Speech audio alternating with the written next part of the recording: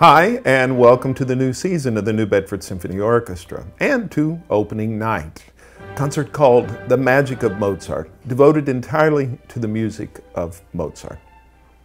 What is it about Mozart? What's the magic? Well, Mozart's music is universal music. It speaks to our heart as well as to our head, and it expresses the complete range of human emotions.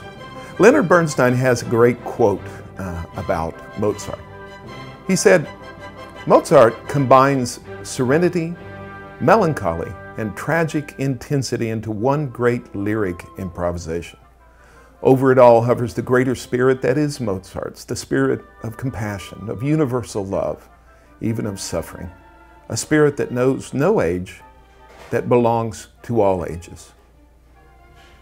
But who was Mozart? Peter Shaffer's great play in the movie Amadeus may have left in our minds the image of Mozart as a very talented party animal.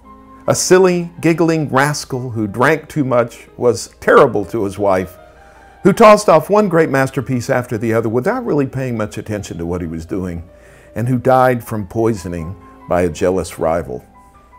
While that makes for great theater and a great movie, it bears little resemblance to reality.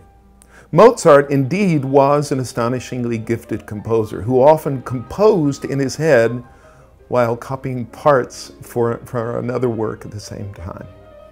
But what is often overlooked is that Mozart also worked very hard to become the great composer he was. From the age of 4, he was trained by his father and a series of other great teachers to develop the skills to express his amazing talent. He was also a piano virtuoso. In fact, that was his initial claim to fame, as well as a fine organist, a violinist, and a conductor. One doesn't become any one of those things without very hard work. Yes, Mozart was a consummate artist in all respects, with an almost godlike ability to draw down divine fire and create enduring masterpieces of our culture in such a short life. Yet, he was only a human being in other areas of his life. He was a short man, only about 5 feet tall, with unusually small hands. Not particularly handsome, quite arrogant at times, short on tact, long on jokes, a lousy head for business, and a bit weak where beautiful women were concerned.